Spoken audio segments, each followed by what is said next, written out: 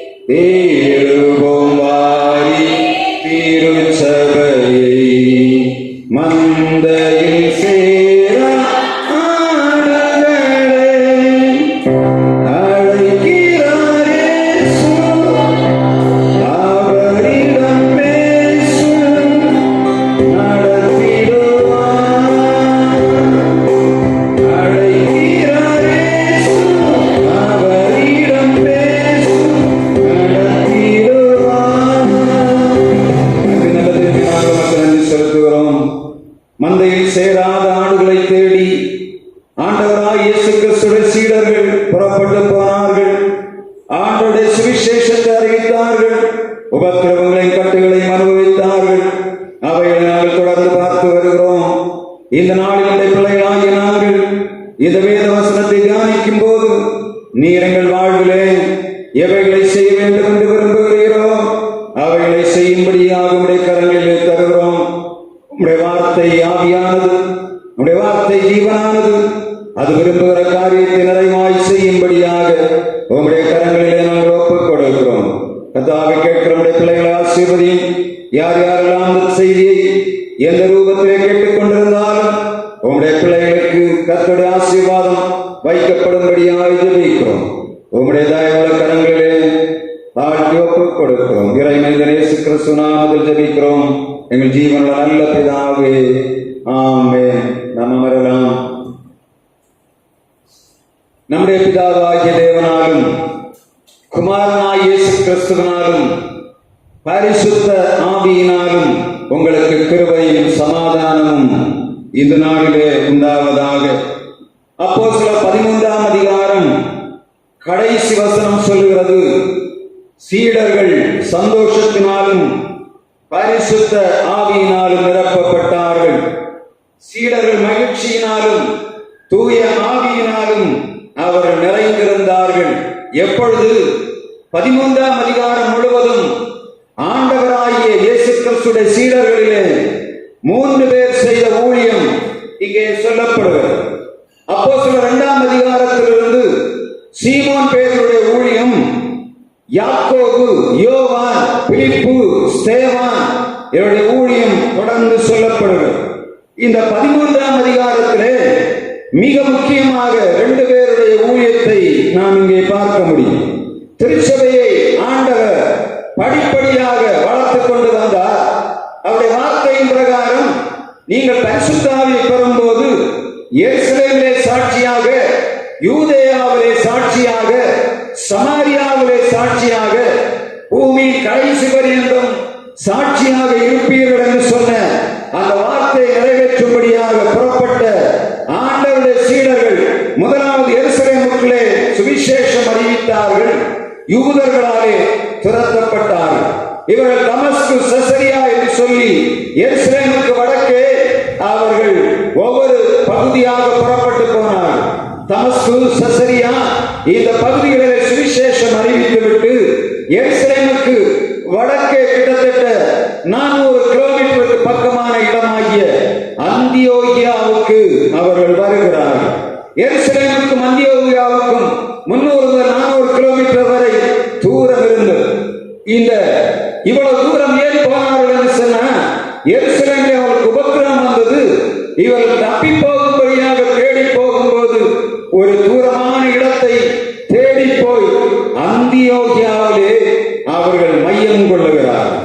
அப்போஸ்தலர் 6ஆம் அதிகாரம் 1ஆம் வசனத்திலே இந்த இடத்திலே தான் இந்த சேவான் வல்லமை வருகிறவர்களால் மற்ற 6 பேர் அங்கே காணப்படுகிறார்கள்.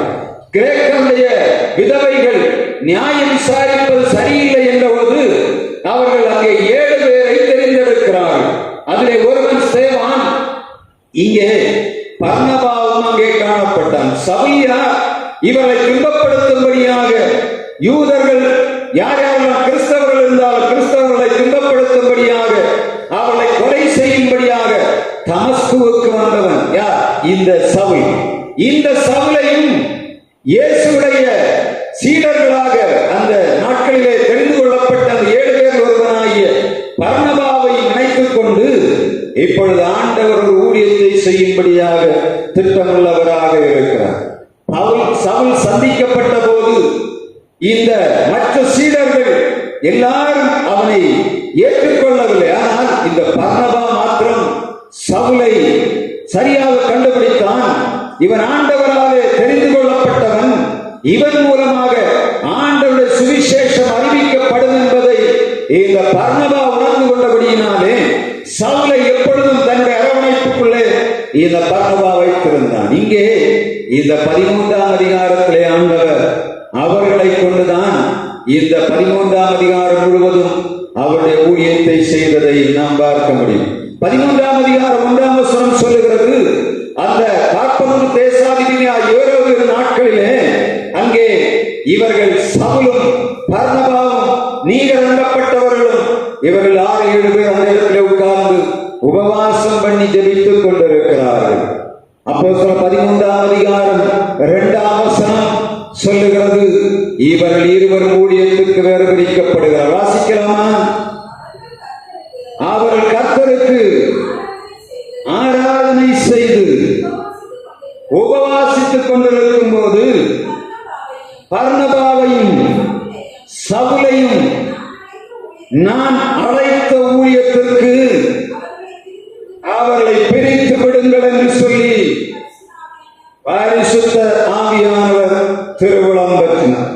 12ஆம் அதிகாரம் கடைசி வசனத்திலே பர்னபாவும் சவுலும் யோவானும் தர்மசகாய ஊழியத்தை எருசலேமிலே முடித்துவிட்டு அந்தியோகியாவுக்கு வருகிறார்கள். இவர் மூவரும் இந்த அந்தியோகியாவுக்கு வந்து அவர்கள் ஆண்டவருடைய சமூகத்திலே உபவாசம் பண்ணி ஜெபித்துக் கொண்டிருக்கும் போது ஆண்டவருடைய வார்த்தை வருகிறது, இந்த பவுலையும் பர்னபாவையும் நீங்கள் நான் அழைத்த ஊழியத்திற்கு வேறு பிரித்து விடுங்கள். பரிசுத்த ஆவியானவர் செய்த மிக முக்கியமான பணி அந்தியோகியாவையும் அதை சுற்றிலும் மையம் கொண்டு அடுத்த ஊழியம் நடைபெற வேண்டியதாக இருக்கிறபடியினாலே சரியான இடத்திலே ஆண்டவர் சவுலையும் பர்னபாவையும் வேறு பிரிக்கிறார். வேறு பிரித்தவுடனே நீங்க 14ஆம் அதிகாரம் 3ஆம் வசனம் 13ஆம் அதிகாரம் 4ஆம் வசனத்தை பார்த்தீங்கன்னா இவர்கள் அந்தியோகியாவிலிருந்து அதற்கு 29 கிலோமீட்டர் பக்கமான இந்த செலுசியா என்று சொல்லக்கூடிய இந்த செலுசியா என்று சொல்லக்கூடிய செலுக்கியாவுக்கு வருகிறார்கள்.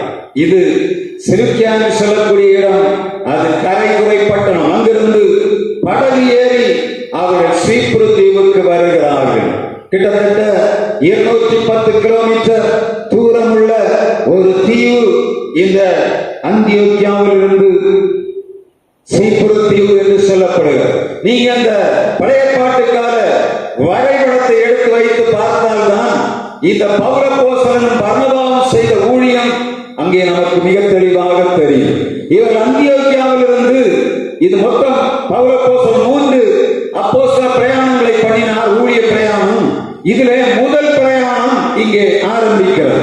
இந்த அந்தியோகியாவிலிருந்து தான் முதலாவதாக பவுலும் பர்னபாவும் வேறு பிரிக்கப்பட்டவுடனே இவர்கள் முதலாவது அங்கிருந்து செலூக்கியா வருகிறார்கள். செலூசியஸிலிருந்து அவர்கள் படகேறி கப்பலேறி இந்த சைப்ரஸ் தீவு சீப்ரு தீவு என்று சொல்லக்கூடிய சீப்ரு தீவிலே முதலாவது வருகிறார்கள். சீப்ரு தீவிலே அவர் முதலாவது வந்து இறங்கிய இடம் சலாமிஸ் என்று சொல்லக்கூடிய இடத்திலே வருகிறார்கள்.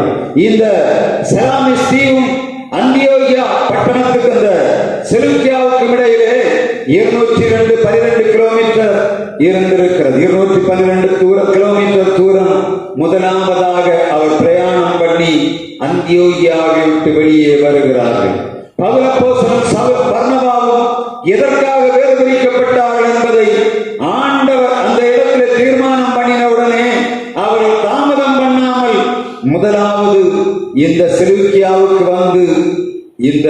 212 கிலோமீட்டர் தூரம் இருக்கிற சலாமிஸ் என்று சொல்லக்கூடிய சீப்ரு தீவிலே வந்து இறங்குகிறார்கள். மிக முக்கியமாக நம்ம கவனிக்க வேண்டிய காரியம், இன்றைக்கு இந்த 212 கிலோமீட்டரை நாம் இந்த அதிநவீன போட்டுகள் காணப்படுகிறது, அது அப்படியே கிழித்துக் கொண்டு போகிறது. இன்றைக்கு 212 கிலோமீட்டர் எல்லாம் ஒரு 2 மணி நேரத்துக்குள்ள நம்ம கிராஸ் பண்ணி விட முடியும், கடலிலே கூட. அப்படிப்பட்ட போட்டுகள் இப்பொழுது இருக்கிறது. ஆனால் இந்த கப்பல்கள் கண்டுபிடிக்கப்படுவதற்கு முன்பாக அவர்கள் பாய்மரங்கள், வள்ளங்கள், துடுப்புகளை கொண்டுதான் கப்பலிலே பிரயாணம் பண்ணி போனார். படகாக இருந்தாலும் அவர்கள் பழைய காலத்து படகுகளை நீங்க எடுத்து பார்த்தீங்கன்னா தெரியும், பாய்மர கப்பல்கள் என்று சொல்லுவார்கள். அவைகளிலே நல்ல கனமான துணிகளை கட்டி காற்று திசைக்கு நேராக திருப்பி அப்படியே செலுத்தி கொண்டு போவார்கள். இந்த 212 கிலோமீட்டரை